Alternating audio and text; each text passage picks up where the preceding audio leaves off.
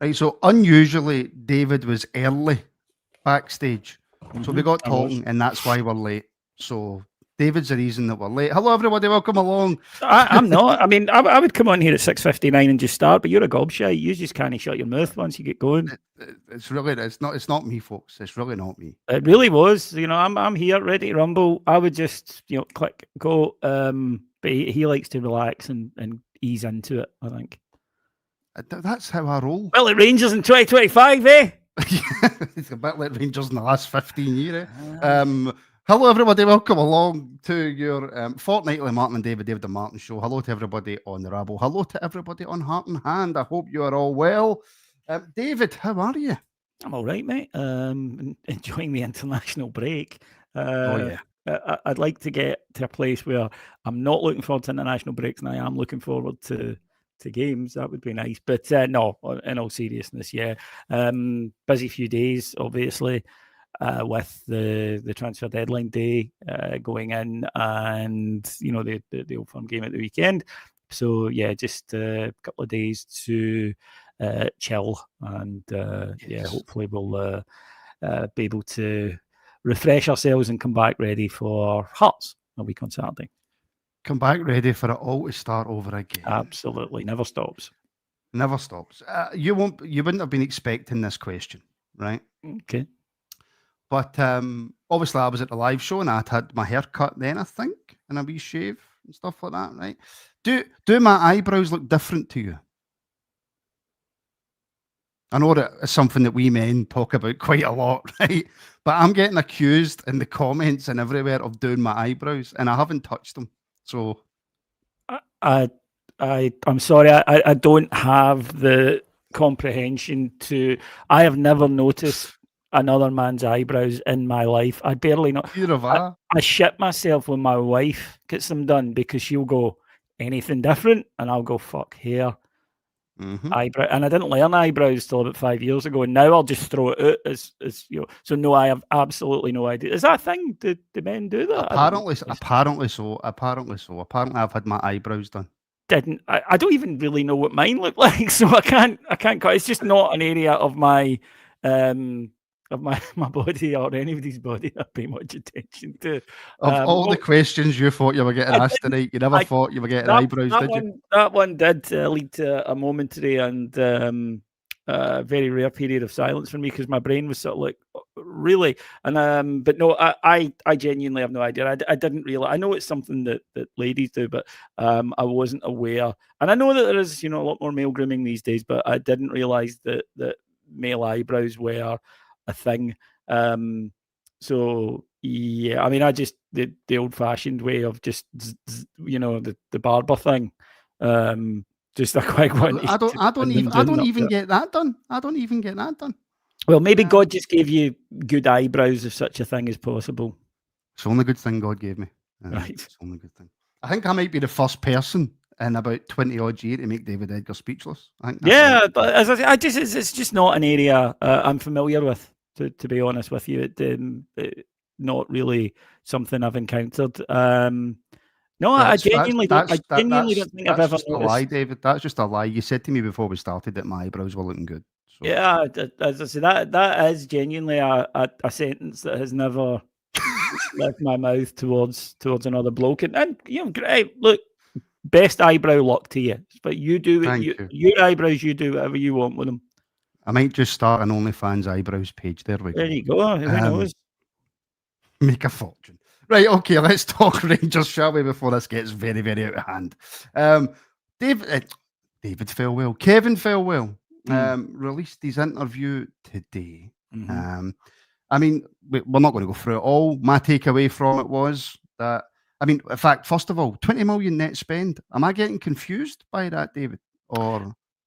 No, it's probably up there. I'd be fairly sure. For the simple reason is that as supporters, we do a very basic maths on it, which is how much did we spend, how much did we take in terms of fees that are quoted in the papers. Now, the only way to know for sure, obviously, is the accounts when they come out.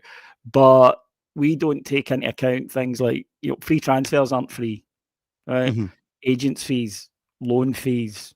All of that kind of thing. signing on fees. So it depends how they budget it. And look, you still need to pay that. It still needs to come out of the bank account. It's all right saying, well, the fans don't count it, but it still needs paid. But yeah, I remember getting a lesson in that, actually from somebody who, a different club, a championship club, where I was saying, well, you know, you're in profit. And he turned around at me and went, no, I'm not. And he went through and they'd signed 6 free transfers. And I was thinking that was free.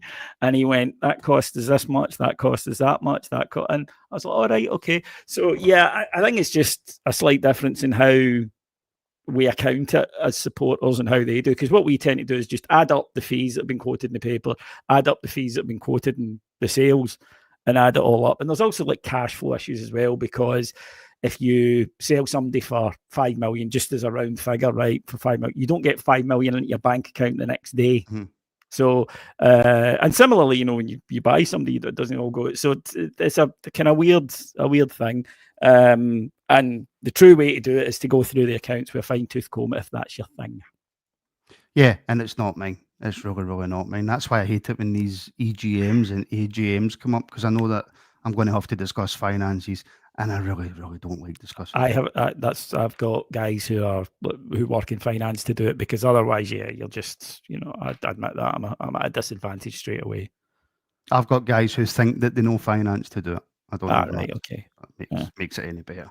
I was listening to what he was talking about in loan signings, and I tend to agree with him. I quite like the loan with an option to buy, because like he said in his interview today, you can kind of try before you buy. I like that.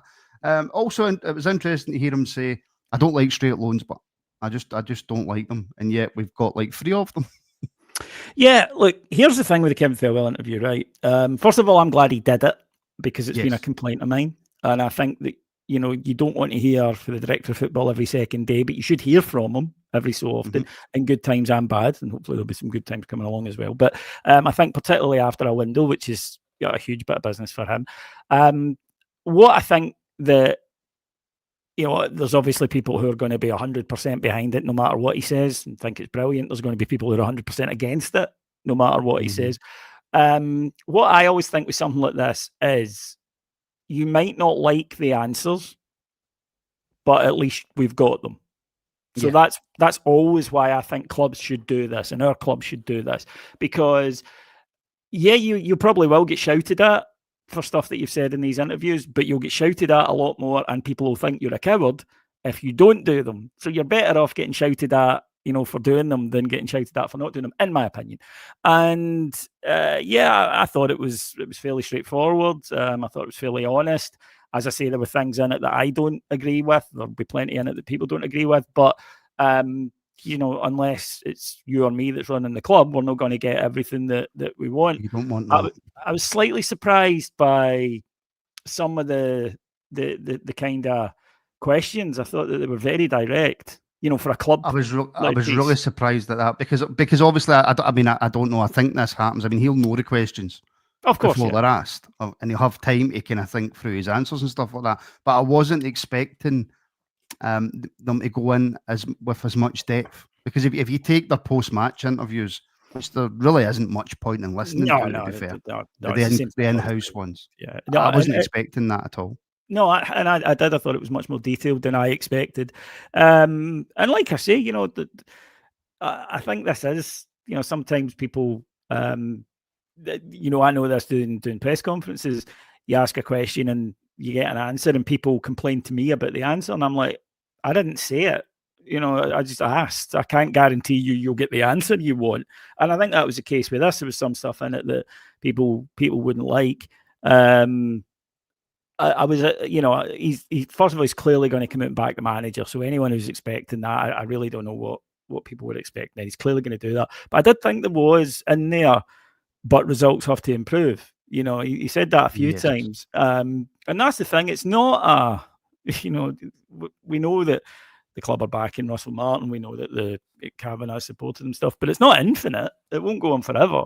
If Rangers don't start picking up wins now, you know, as soon as we get back, he's going to go. That will they won't be able to stop it. They wouldn't want to stop it because you've got a failing manager there keeping them there for no reason. I thought it was interesting when he spoke about the left back position. This is something I don't like. We got his answer, which was we've got a lot of players who can play there. I hate that phrase, can play there. Why don't you get people who do play there?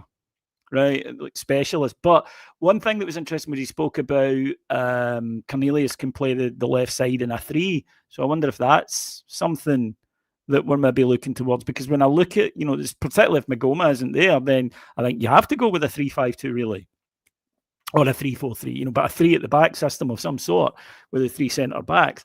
So you have that option as well. And he spoke about, flexibility and stuff that has been a concern for all of us really.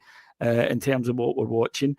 And, he explained the transfer business. I thought they might go a wee bit more on Chermite, but they probably felt that they'd done that when he arrived. So it was maybe just repeating the same stuff. I don't know. But yeah, I thought it was these. Look, here's the thing with these interviews. It doesn't change anything that happens on the park. And that's all that matters. So if that had come out and we were playing really well on top of the league, people would be buzzing about it. The exact same interview. Everything he said in it, people would be absolutely buzzing about it. But we're not, right? We're playing really badly. The results have been really poor. So that's why it gets that reaction. But I go back to the point, you still need to do it, though. And that was something under the old board they didn't. They would hide. And they just would, no, we're not saying anything because it'll just annoy them. Well, yeah, it would annoy us because the team's bad. But that's part of being, running the club. So yeah, I thought it was fine. I thought it was good from the standpoint that it felt as if the fans got a bit of an acknowledgement, which is it's felt like we've not really had much under Russell Martin, and I understand he's under a lot of pressure, and I understand one of the ways to combat that pressure is to say I'm only listening to the inside noise and anything outside right now I'm not paying attention to because I'm trying to focus on the team. And a lot of us have been unhappy, and 90% of the support, I would put a guess on it, have shouted for Martin's head. They don't want him anymore. And it kind of feels like we've been ignored a little bit by the football club. The owners are never here, but we knew that was going to happen anyway. But when stuff like this happens, you feel ignored. A couple of the things that he said, not outright saying them, but, like what you were saying earlier, I mean, there's no point in me sitting here saying, we're going to need to wait. We're going to need to wait. We need to win now. We need to put not so much performances, but wins together now. I know that. I can't sit here and basically bullshit anybody. So it was nice, I suppose, in a way, to get a little bit of an acknowledgement. And I think that was his roundabout way of saying, David, if it doesn't improve in the near future, he will be gone. Of course he will. And look, they can back him all they like, but if we're sitting after 5 league games with no wins, how tenable is it? At any club, our size, at any club who've got designs on winning things, I think it's common sense. You can give it a little bit of time, but if there's no signs at all that it's working or it's clicking, then there's nothing you can do. You have to take that. You have to take that option. You've got to move them out and get someone else in.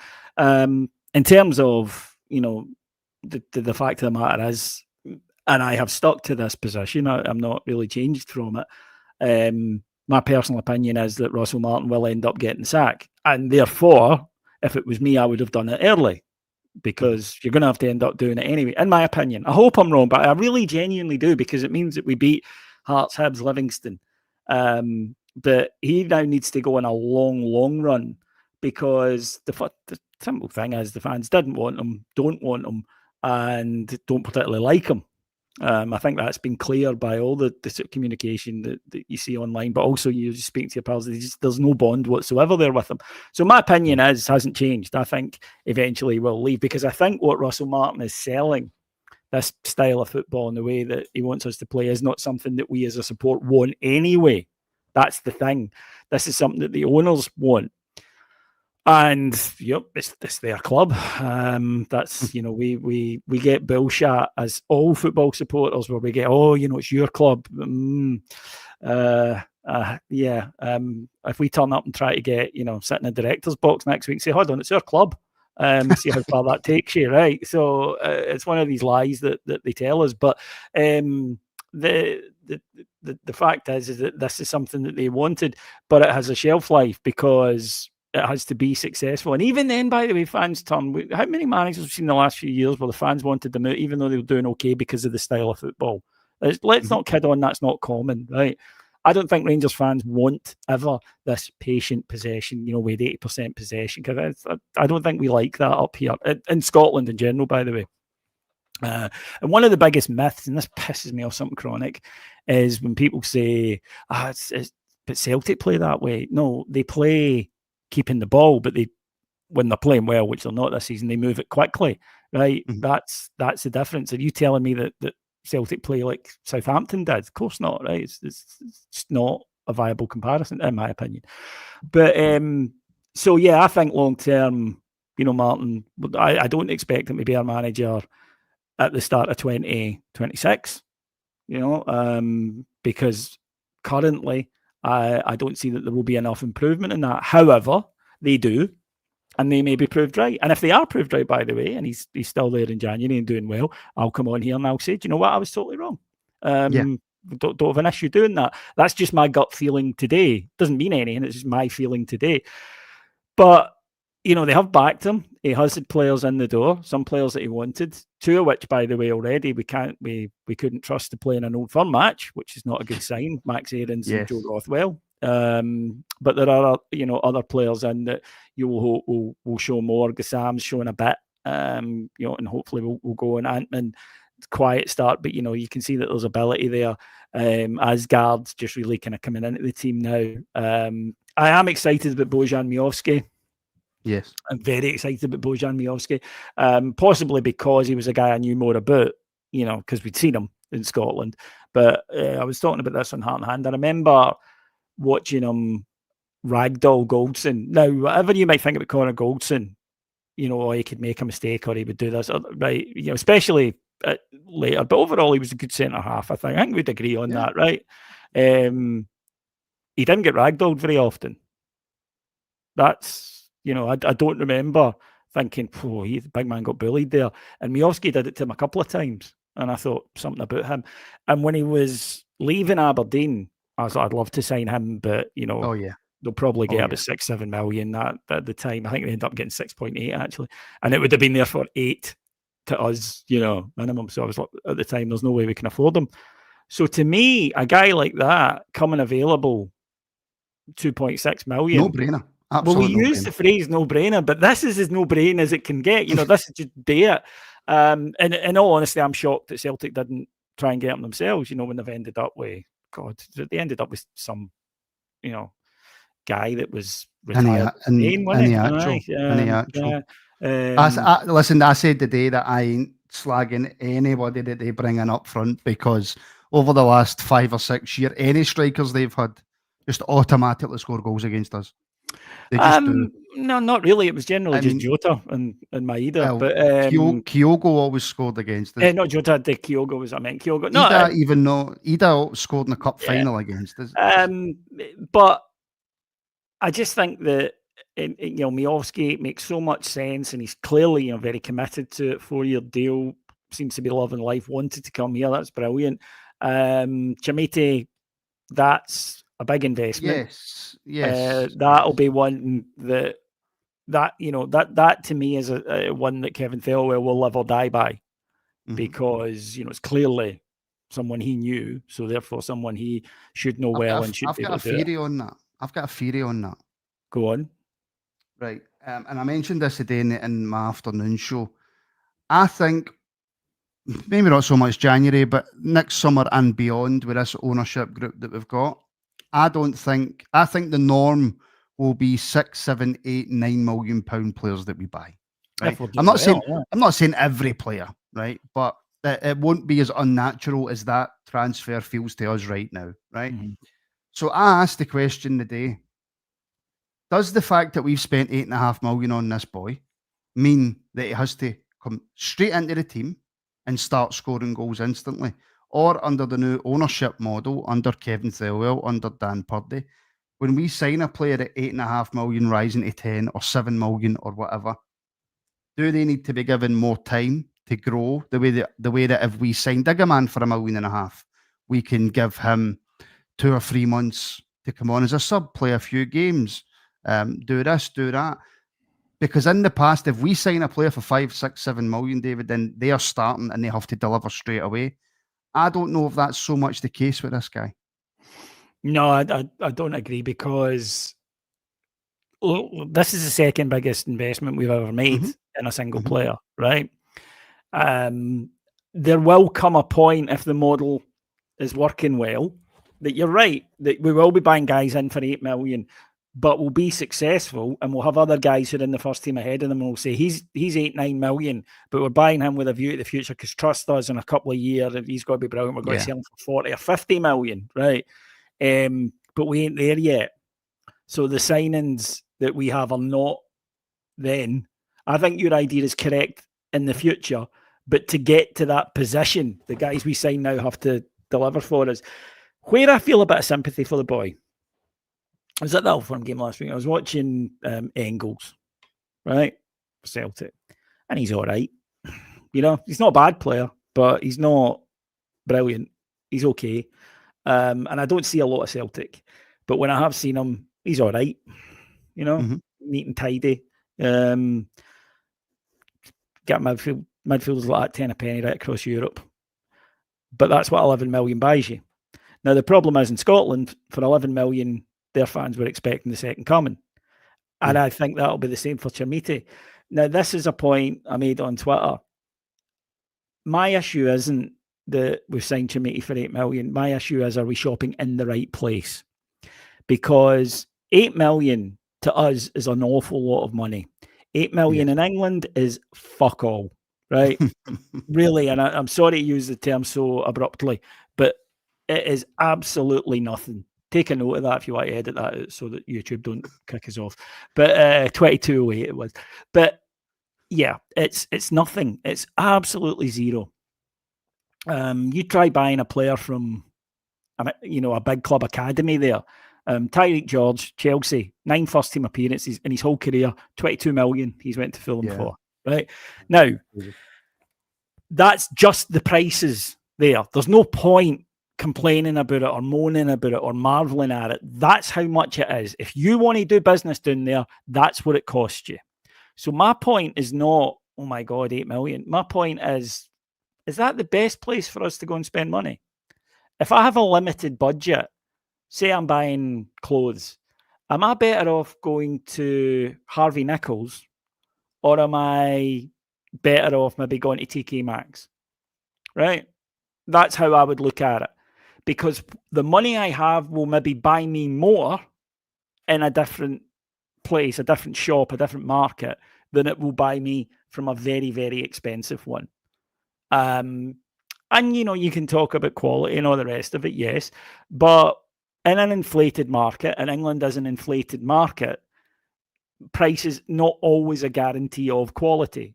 In a place where a top striker down there costs 100 million, then, when you go down a bit and you keep going down a level, it's going to cost so much. So for me, my problem is not that Rangers have spent 8 million on Yusuf Chermiti. My issue is this the right market for us? Now, Thelwell spoke about it today and he said it's our first window, so we thought we'd stick to it. We need to expand the scouting, which is good. We do. And in future, I want us out there picking up these guys from Eastern Europe, from Scandinavia, from South America, from Australia, from Japan, right, from Africa. That these guys that we get a wee bit earlier, and they'll still cost, because these countries now have all twigged as well that, hang on a minute, right? They don't sell, you don't pick up really players. I mean, even Igaman's a great example. What was it?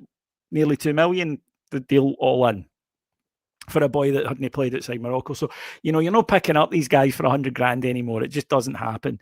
But I get it. But for me, there is no doubt he needs Chermiti to be a success for his credibility. I think also in terms of the trading model, this is the thing about trading model, that you start off and you buy people, Igaman, 2 million, and you punt them for 10.5, right? And you take that money, which is what we've done, the profit, the 8 million, and you spend it on someone else, Chermiti, right? The next stage in the model is you sell him for 25, 30, and you buy a guy at 10, 12, maybe 2 at that price, right? And then you sell them for 30, 40. And that's what the successful model is. And that is what we need to do moving forward. But the problem, David, with that model, right? And I totally understand it and I totally get it. Do you not think there's a ceiling on the price of a player in Scotland, though? So, I mean, you're saying they'll sell Chimiti for 25, 30, bring somebody else in a little bit more expensive. I don't know. I think there's a ceiling on the price of players. So, for example, I would find it. I hope it happens because I hope we can sell players for 40, 50 million. But I don't ever see in the near future a player leaving Scotland for any more than 30 million. I just don't see I see that being the ceiling. But then you're still making a lot of profit on an 8-10 million striker. Yeah. Yeah, no, absolutely. But also remember that it's a wee bit like cars in that sense. Keep reaching for metaphors. But the more you paid for it at the start, the less likely you are to take a huge stunt on it initially. So what people would see with him, if you buy somebody for 2 million, right, he's not going to go for 40. He's just not. He's not going to be getting paid like a £40 million player either, by the way. You sign somebody for 8, his wage is going to be bigger, and teams are going to be going, they paid 8 for him, so there's no point us going in with 12, right? They're going to tell us to fuck off at that point. And his contract and everything. And this is all, by the way, going on the fact that there will be a transfer system in a few years, because we don't know. Well, yes. there might not be a transfer market in a few years. So for those of you who are wondering what we're talking about, just put Lassana Diarra case into Google and you'll see what we're talking about. But let's say that there will be. That's kind of what we need to do. But yeah, we've got I think a proven SPFL striker at a good age, 26 years old, in Bojan Miovski, knows the league, has scored goals against these teams, knows about the physicality. I expect we'll hit the ground running. I really do. I thought he did in the Old Firm game, to be honest. I thought he came in and he worked really hard and showed what he can bring to the side. Be nice if we could create some chances for him. That would be nice. But, two strikers like that, will Chimiti play? Yes. Will he sometimes be on the bench? Probably. Can we play the two together? I think so. And that's, I keep coming back to this, the 3 at the back thing he mentioned. Do you think that's the way it's going? Do you think it's the way it's going? You sign Miovski, you're going to play him, right? Well, that's what I was thinking. You sign a guy for 8 million, you're going to play him. Unless, you're really confident that one of them, no matter who, will score goals and you can rotate all season, and that would be brilliant if everyone else is flying. But it does give you options to change things up. And this is a team, I asked Russell Martin about this at the weekend. My question to him after the game was, Russell, that's 4 league games, 3 goals, one of which was a penalty, one of which was a set-piece header, a corner, one of which was a knockdown at a set-piece, and Finlay Curtis going, the team isn't making quality chances. And he said, well, we've more shots on goal than anybody else, which wasn't true. We're second, I think. But there's a difference between shots. Anyway. But there's a difference between shots on goal and quality chances, right? Not to be too stat shagger, but XG is a thing. 0.16 against you don't need it explained in XG. We all know what we're talking about. There's a difference between having a pot shot for 20 yards when there's loads of defenders in front of you and a move that gets you in front of the goalkeeper 1-on-1, right? We all know that. That's just football fans, we know that. And Rangers don't do enough of that. So it has to improve. And one of the ways of doing that might be to change formation, might to have 2 strikers in. With Bojan, you have the option to go long and go quicker. Definitely. Because we saw that at Aberdeen against us plenty of times, against Celtic plenty of times. You can knock the ball to him and he'll hold it. He will hold that for you and he will knock it on and he will, he'll buzz about. So, and Chimiti, one of the things the Everton supporters and podcasters have been talking about him, they all say he's very good at holding the ball up. He's very good at bringing other people into play. So they are also quite similar. So you can, in terms of, but they have different, Chimiti's, he'll run the channels more than Miovski will, etc. So I think they can form a partnership. I know Figo's a big fan of him. Look, Adam, our stats guy, did, a check. The underlying fundamentals, he says, are very good, which in stats geek terms, apparently is really good. The wee charts they do that? Yeah, I don't understand. Apparently means something. No, David, he does. I'm convinced of it. I think it's all a big laugh at normal people. I don't even think Adam understands him. I think he's just winding you up. Well, he could be. because he might as well be talking in Swahili for all I get of it, right? He'll go, aye, and he's got this, and here was his Jules one and his fundamentals, and I'll go, oh, because you know I look like that, So you go, oh, that's oof, with the wee graph, aye, right, aye. So all of that is true. So look, here's the other thing. I know a lot of people absolutely raging about him signing. I wouldn't have signed him, right? To be honest. But now that he's here, I'm kind of looking forward to seeing him.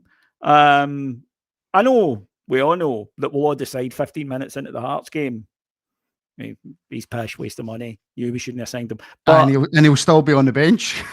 I still slag my pal off about Sima, who after the second friendly messaged me and went, Davey, I'm telling you, he's a dud. Right? And about 3 months later, he came back to me and went, all right, yeah, he might actually be all right. So I said I'm that about Cherny as well. I would have signed. Oh no, we all said about Cherny. See, after that Lyon game, we would all happily sent him. And good attitude. I would have signed Sima at the money he was going for. I thought that was in the no-brainer category as well. But we don't know if guys want to come. Like a guy on Heartman said to me, said, Dave, if we hadn't signed Cherny, maybe we could have been able to get Cody, Vardy, and Lennon Miller. And I said, well, no, we wouldn't have, because none of them wanted to come. So that's simple. Cody turned us down. He wanted to go to Wrexham. Vardy had option. He could have come to Celtic. Obviously, he knows Brendan Rodgers, and he could have came to Celtic. He wanted to go abroad. And Lennon Miller, like just about every young Scot at the moment, wants to go to Serie A. That's the go-to for them. It's the same with Kieran Bowie. People talk about Kieran Bowie at Hibs. I'd be stunned if his next move is in Scotland. I don't blame people. I really don't blame them. And do you know what? And Joe Aribo, I'll go use the example of Joe Aribo, right? Joe Aribo, young guy, absolutely loved playing for Rangers, but detested living in Glasgow. Hated it. And he hated it because he said, I couldn't go to the shop. I couldn't walk outside my flat. I couldn't go anywhere. I don't blame, especially young Scots who maybe don't support Rangers or don't support Celtic, even if they do, turning around and going, do you know what? Rangers are interested, Celtic are interested. I could go there. I could make a wee bit extra money. But do you know what? This team in Italy want me. And I know if I go there, I've got such an easier life. And this is the crazy thing about the world that we live in, the country that we live in. They can go there and then see when I retire, I can come home and be invisible. Look, Serie A is a top 5 league. And again, footballers are, look, Jamie Vardy's joined Cremonese. Are they as big as Rangers or much as it pains me to say Celtic? No, of course they're not on the international scale. But why did they go there? Lifestyle, wages will probably be higher than they'll from even at a club like Cremonese. Wanted to live there, wanted to play in a top 5 league, play against Milan and Inter and Juventus and stuff like that. So Connor Cody wanted to go to Wrexham. Why? Because everybody in England at the moment seems to money, and everybody in England seems to be right up Wrexham's arse at the moment. So it seems to be a. And in fairness to Vardy, I think he wasn't the only striker that didn't want to go there. To be fair. No, I mean to be fair, they actually phoned me at 11:15 on Monday, having seen some footage of me when I played at uni. So that was funny. And I know you'll get the guys who come on here, the Reverend I Am Jollies that come on here and they come on my site and they're on Twitter and they go, we can't talk about them when we're yeah, we can, right? We can, honestly. Any team that tries to sign 306 strikers fails and then have to bring one out of semi-retirement because he's a mate of the manager. That's not good. It's interesting actually. Sorry, on you go. It's interesting though that we're on the week of an Old Firm game and we haven't talked about the game once. That's how pish that game was. That's how shite the game was. Oh, it was really dire. It was really bad. In fact, I'll ask you about it now and I'll actually add another question to that, right? Mm-hmm. Did the fact that Martin changed shape a little bit, right? And we looked a wee bit better defensively, right? Celtic were awful, right? That's the worst Celtic team I've seen at Eyebrow for a long, long time, right? Celtic were tragic, right? But did you take anything for that game that you can look into the future and go, actually, that might be a good thing? And then if I add in the transfer business, right? The transfer window, if you judge ours against theirs, you're much happier with ours. But has that took away any argument about winning the league? Like with the transfer business that we've done, with how they looked at Ibrox, there's no excuse now for not going on to win the league, is there? No, there isn't. That's not a vintage Celtic side. And also, you also have other teams that will take points off them more than they have in the past, I would say. I think that Hearts and Hibs are capable sides. I'd say actually St Mirren and Motherwell of that mid clutch are not bad sides either. And they are not that they're brilliant. I'm not saying that before anyone says. I'm merely pointing out that there should be a wee bit more competition this year, but all of that is meaningless unless we can get our own house in order. We've got 4 draws. Yeah. Fucking hell. What are we, a Fitba team or a coupon? So we need to sort our own shit out. Could you take much from it? Well, look, the reality is, after a performance in Bruges, which was an embarrassment, right? I thought actually unprofessional at times. That's how bad it was. I thought it was shocking. There is no criticism too strong for that performance. That was a humiliation. They should be embarrassed by that, because if Bruges had beat us over 2 legs, I'd have been disappointed, but I could handle it because they're a good side, right? But for Bruges to never really need to get out of second gear to cruise to a 9-1, Rangers in that second game, and I stick by this, I thought we chucked it, right? I really do. I think there were people in that, Max Aarons did not want to be on that part when the going got tough. You are not likely in real life. It's no Rocky. You don't pick yourself up off the canvas and come out swinging in the next round. If you watch boxing, what happens when a guy's been knocked down 3 times, the next round he generally gets up and gets fucking hammered back down again. So I get it. And look, we all watch football where we know that when it's not your team, you've seen a team take a hammer in the next game, you can tell they've went, right, we're no conceding, right? The most important thing the day is that clean sheet. You fight for that clean sheet. Anything else that comes a bonus. And Rangers did that. So it is unlikely that you're going to go from the lows of a shocking, terrible performance to turn in a really good one. However, I think, and I understand why Martin did this in Thelwell in his interview, let's not go overboard. There was more fight. There was a lot more heart. But we're coming from a low bar on the Wednesday. But I am not going to praise them for doing what I consider to be a given, a basic, a non-negotiable. I'm sorry, I will not praise you for working hard. I expect that. That's the minimum, I would say. I like the fact that we went a bit longer, a bit quicker. There are still a lot of issues, though, in terms of connection and getting people playing off each other. They're clearly confidence issues, which I suppose is not surprising coming off a 6-0 hammering.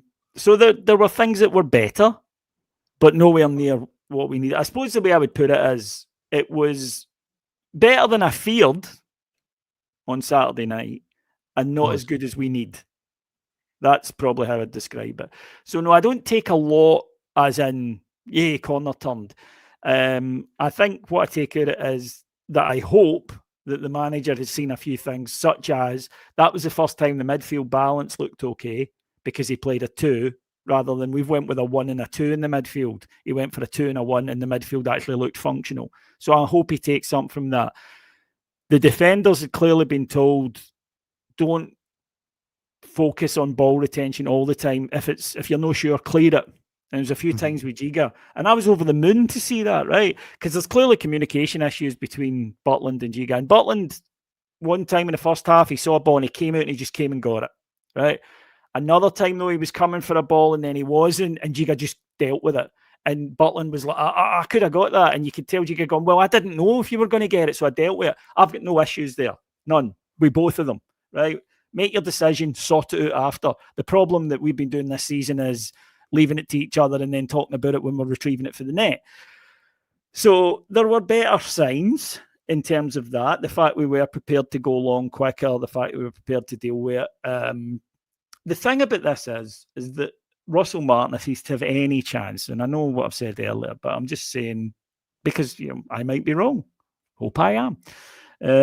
But if he's to have any chance, he has to understand that what he initially thought he could get this team doing, he cannot do. We've seen that's the my evidence. worry. That's my worry, that against Hearts we go back to that well, same if way we of playing. keep doing the same thing, you keep getting the same results. That's a fact. He is going to have to, for the sake of his employment, and I would say subsequent career and credibility. If he gets sacked after 2 months at Rangers, by the way, he's well down the chain of hires in future for clubs. You've got to be a wee bit more pragmatic. Eventually, you might be able to get us there after a few windows when you buy in more players of higher quality, that transfer model we spoke about. But right now, you need to win games. So you need to look at that squad and go, right, how can I maximise what I have? Which to me is just common sense. I don't really like this trend in football, modern football, of philosophy trumping everything. I don't think it's healthy in any business. I think that you need to, It's starting to crumble City, isn't it? Starting to crumble Man City. Well, it's the great political quote, events, dear boy, events. And what they mean by that is you can have the best plan in the world, but things happen that are well beyond your control. And therefore, you've got to be able to deal with them and react to them. And when you have a philosophy that will not ever change to meet the circumstances you're in, then you're going to struggle. I think you can have an overall ethos. I think you can have an overall belief. But there is nothing wrong with saying, do you know what, today, lads, we're playing Hearts at the weekend, right? They've got a good winger. So you two double up on him today. It's simple, more to it than that. But do you think football's starting to change? Because I watched an interview with John Terry. Past peak, I think we're past peak of that. But I'll tell you something that pisses me off, and this is not just this is football in general. I think that players are overcoached, and to the degree where they are unable to change in game, and the best teams and guys can still do it. And I'll give you an example. I was watching Newcastle v Liverpool. Did you see that game a couple of weeks back? I've seen the second half. Right. It's a great game, right? Thoroughly enjoyed it. First half, Newcastle were battering Liverpool, right? Absolutely battering them. And Virgil van Dijk, you could see him. He went out and he was talking to his team, telling them what to do. And they kept the ball for about 5 minutes, just knocking it about. No threatening Newcastle, right? Mm-hmm. But what it did was it calmed the crowd down, because it's, what the Geordies are like. They were in a frenzy. And it calmed the game down, and they got a foothold in the game. Now, they weren't threatening, at that point, but they stopped being overrun. And then in the second half, Liverpool, they got a goal, and then they went on. And I just thought that is so refreshing, because we used to see that a lot. But there was the leader on the pitch went, hold on, I know what we talked about beforehand, but it's not working. The game situation is this. So we're going to do this for 5 minutes, and then we'll, and that's what they did. And his manager trusts him to do that.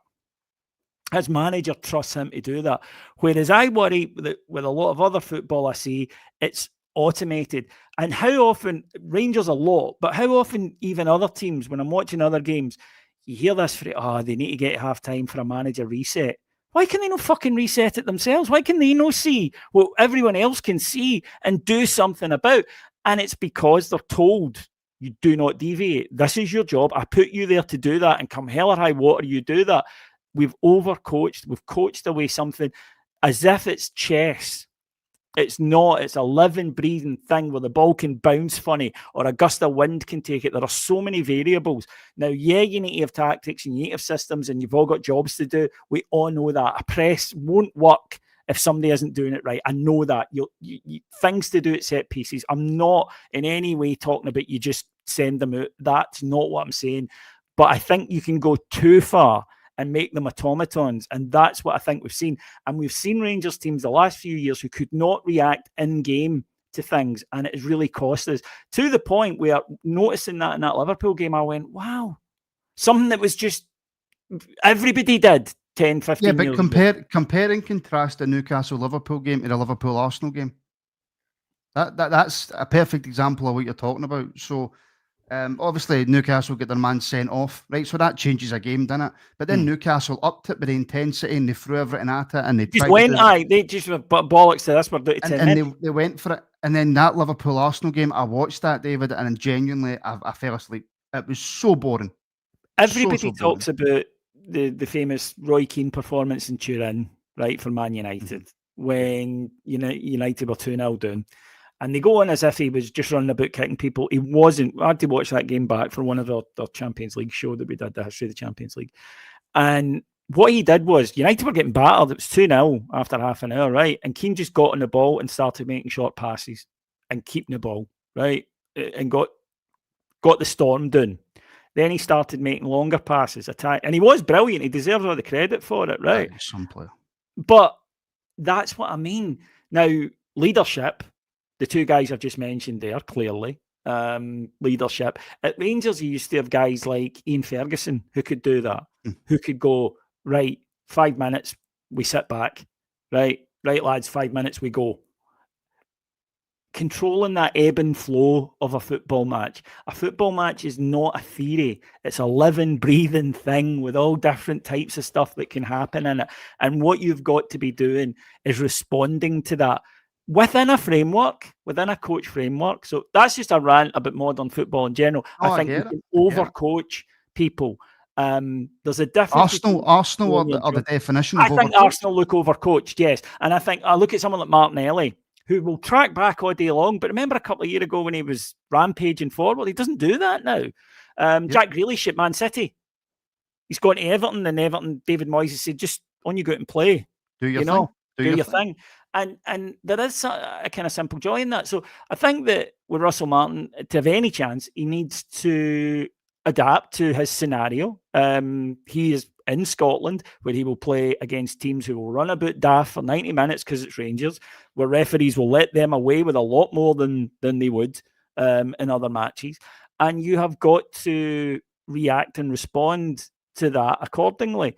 And if you do that, I do honestly believe the squad is better than we're seeing at the moment. I think there are some good players in there.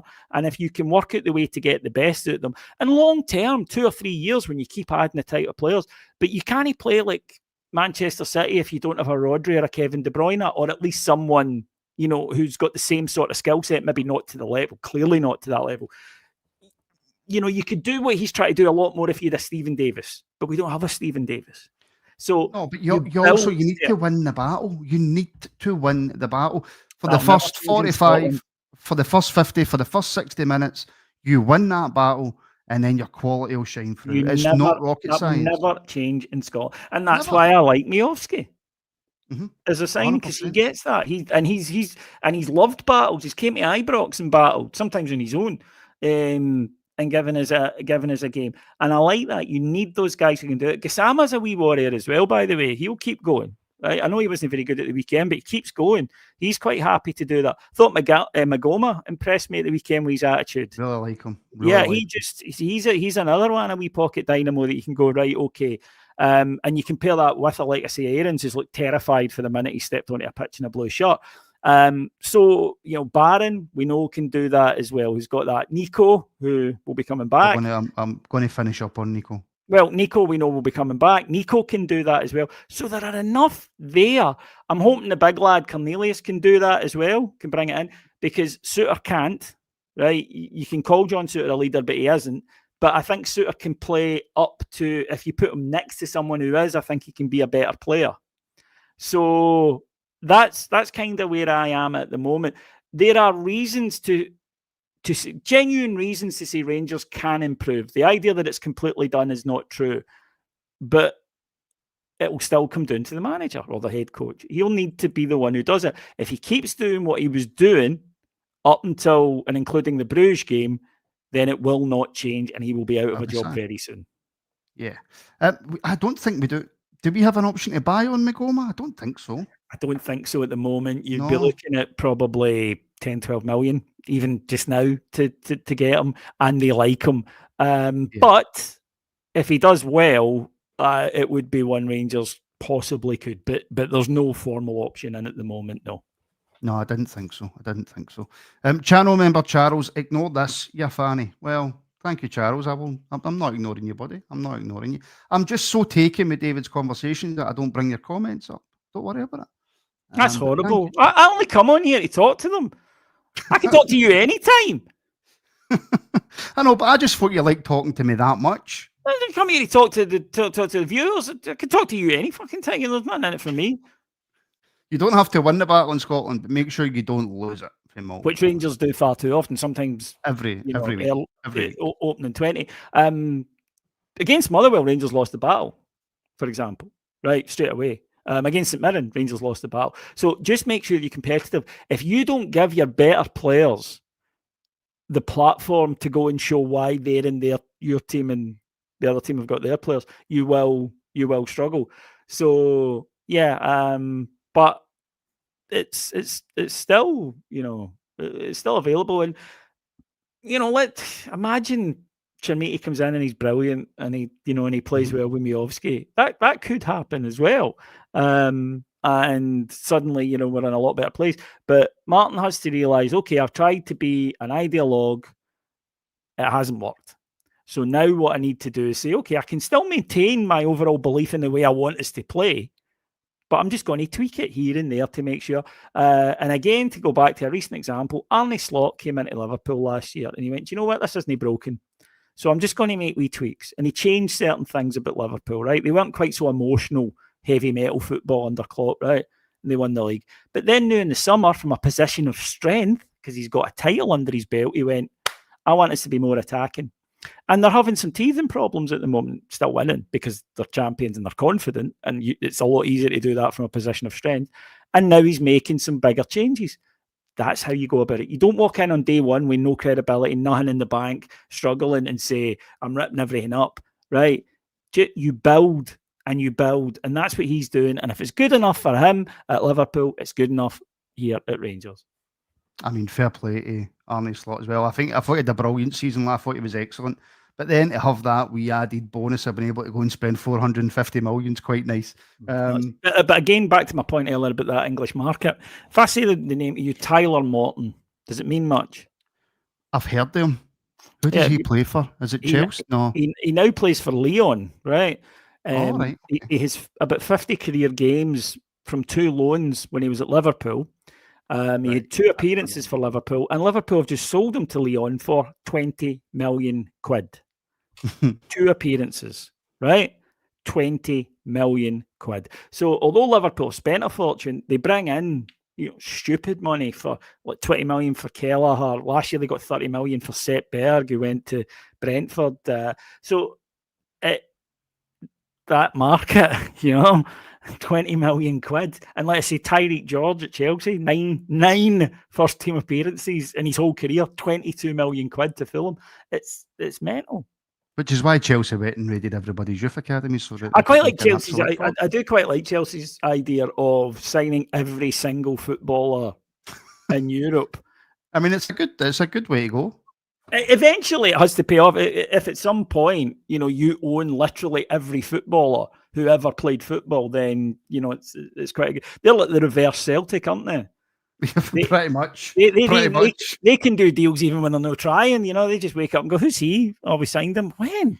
It's a wee bit like eBay purchases. I was complaining that at the time we had like 36 or 37 first team players, right, when it was getting mental. And I remember thinking at the time, I wonder how many first team players registered Chelsea have got. It must be in the 40s. It's got to be in the 40s. But listen, we'll finish up on this, right? Nico Raskin, you mentioned him there. You talked about leadership. One of the few players in the club right now, I think, who is a real natural leader. Maybe that's came back to bite him in the arse a wee bit sometimes. Maybe sometimes it goes a wee bit too far. I don't know. I'm not privy to inside conversations. But there's no way that this doesn't get resolved now. David Thelwell said today, me and Russell are going to speak to him. It'll be done. It'll be finished, and we'll move on with Nico Raskin in the heart of that midfield. Yeah, no, 100%. Neil McCann and Billy Dodds and Barry Ferguson have said that he can be difficult, Nico, right? He questions everything, all the time. Like, why are we doing this? That, by the way, isn't necessarily a character thing with him. Dutch players, Belgian players. I remember, I think it might have been Archie Knox that said that's just culturally what they're like. He says Italian players, if you tell them what to do, they will just do it. Right? They will just run through because they're, that's their culture. The coach says, and you just do it. He said, whereas in Belgium and Holland and places like that, France, he said they'll go, well, why? Why do you want me to do this? Right? And you need to explain it to them. Because he said, especially in the 90s, you can imagine when players were going, why? And Archie's like, what do you mean, why? Just going fucking do it. But he said, I realised after a while they weren't being cheeky. It's just their culture, right? And Nico's 24-year-old boy. He's just broke into the Belgium team. He's a confident lad. Did he think maybe he was getting a big move this summer and it hasn't materialised? All of these things are coming. But here is the truth. He is now a Rangers player. And now he can't be no playing. He wants to go to a World Cup and he has no chance if he sits out for 4 months. So it's absolutely nobody's advantage to have Nico Raskin not in that side. So that means that everybody needs to get together. Right, what was the problem? Nothing as far as we know, and I think Kevin Thelwell basically made this clear today. There was nothing said that was unsayable. It wasn't like it wasn't like Joey Barton. That time. It wasn't like something that could not be. So it's not that bad a situation. And I want Nico available. I want Nico in that team. Does it mean, look, I can't think of a single workplace you don't need to do what your manager tells you eventually. That's how it works. Even if you disagree with it, you can say, by the way, I disagree with this, and you go and get on with it. But I want him in the team. I've never hidden that. And like I say, we have to understand these guys. They're young, they're rich, they're successful, they're treated like gods. Of course, they've got an ego on them. There's nothing wrong with that. And you've got to say, though, for the outside looking in, it looks as if Martin's had a hissy fit. That's the way it looks. And he's running to Thelwell or running to Patrick Stewart and went, I don't want him anywhere near. And this, again, I'm just saying, this is just the way it looks from the outside because of stuff that's been said and with Neil McCann talking. It looks as if Nico's questioned something Martin wants to do. Martin's not liked it, and he's went, nah, you've questioned me too many times now. I'm not interested. But then you would do that if you were a gaffer as well. Eventually you would say, look, I've answered your questions, fuck up, go and do what I'm telling you, right? But I kind of would, what you said, our podder Martin Ramsey is a great line. He always says, with managers, football managers, he said, there's a clue in the title, manage, right? If you've got a difficult character, okay, you need to manage that. Again, we all need to in workplaces, right? If you've got a difficult character, you need to manage them. Nico is not a bad lad at all, right? And I can tell you that we sponsor him at Heart and Hand. I'm biased, but dealings with him. Nico is not a bad lad. He's ambitious. He's confident. He's sometimes cocky. But these are all strengths, I think, if you channel them correctly. Are Rangers a better team with Nico Raskin in it? Yes. Right? Is Nico a world beater? No. Okay, let's not kid ourselves. Have there been problems in that dressing room the last few seasons? It would be hypocritical of you or me to sit here now and say no, because we don't particularly rate the manager. It would be hypocritical of any Rangers fan to turn around now all of a sudden and paint our dressing room as a bunch of guys who are great pros and leaders that are being misled by a terrible manager, right? Two things can be true at once. I know it's modern society, it's binary, you need to pick a side, right? But you cannot rate Russell Martin as a manager and still accept that this Rangers dressing room the last few years has not been anywhere near strong enough when it mattered. Toxic at times. So if he wants to make changes in the dressing room, I don't have a problem with that because it needs made. I just don't think Nico Raskin is the biggest problem in that dressing room by a mile. So I like the fact, though, that if you like, the line manager has said, don't worry, we're going to get them all together and make sure that this is working out. But Rangers are a better side when Nico Raskin plays. 100%. 125%. 125 million for Isaac. I don't know why that's going through my head, but that's 130 was the end up. Yeah, they 130. Met in the middle. They wanted 150. Liverpool bid 110. They met in the middle. Like everybody knew they would. Why we need to go through this circus. And I've mentioned before, and I stick by it. When I rule the world, you will have 1 month, right? You will have from June the 1st to the end of June. And if you haven't completed your transfer business in that time, you are fucked. End of story. What if you're 59 seconds over it? Well, you're fucked. What's the point of having a deadline if it's not a deadline? I don't like Man U, and I don't want to give him any sort of help. No. Oh, have you heard about Jota Silva? at Nottingham Forest? No.